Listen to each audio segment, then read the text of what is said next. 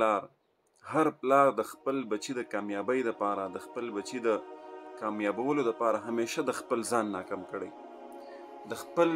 بچي د خوشحالولو دپاره همیشه پلار خپل ځان خفه کړی او د خپل بچي د مړولو دپاره پلار همیشه خپل ځان وږی پاتې کړی دی. دا نن چې موږ تاسو په دې ځای باندې یو او یو څه یو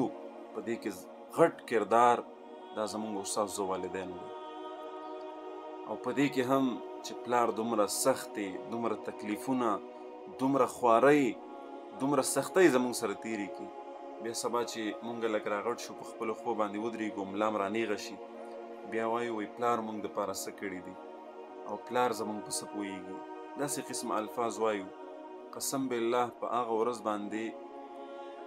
چې کله زموږ د خولې نه الله دې نه کړي دغسې الفاظ وځي په دغه ورځ باندې چې په یو پلار باندې څه تېرېږي که نه دا په هغه باندې په هغه ورځ باندې قیامت وي. دا یاد وساتئ قیامت یو ځلې راځي چې کله د بچي د خولې نه دغسې الفاظ د پلار په مخ کې وځي هغه لمحه هم د قیامت نه کمه نه وي د یو پلار دپاره. نو ځکه خو نبي صلی الله علیه وسلم فرمایي رضا الرب فی رضا الوالد وایي د رب رضا دا د والد په رضا کې پرته ده. که پلار راضي وي رب راضي دی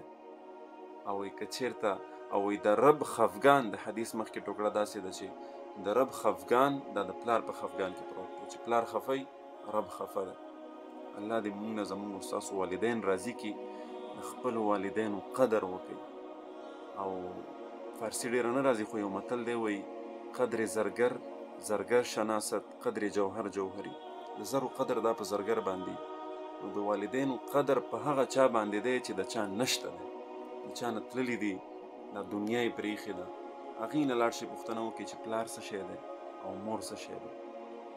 نن که موږ تاسو باندې قدر نشته بې قدره دي را باندې الله دې نه بې قدره کوي د هغې غټه وجه دا ده چې دا زموږ او ستاسو په مخ کې ګرځي را ګرځي دا عظیم نعمت دا چې کله لاړ شي که نه قسم بالله بیا به تاسو ته اندازه وشي ډېر به وژاړئ او ډېر خفګانونه به وکړئ خو بیا به هېڅ هم په لاس باندې نه راځي. نو تر اوسه پورې که خپل والدین هم خفه کړي اوس هم در سره موقع ده د دې ویډیو کتلو نه پس ورشئ کښېنئ ورسره یو څو د مینې خبرې ورسره وکړئ رضا یې کوئ د خپلو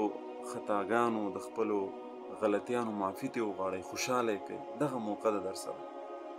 الله دې نه کړي که درنه لاړل بیا به هېڅ هم نه بیا به لاس مږي او هېڅ هم درته په لاس باندې نه راځي. نو د والدینو ډېر غټ مقام په دین اسلام او شریعت کې دی که نه که په هغې باندې شروع شم نو ویډیو به ډېره اوږده شي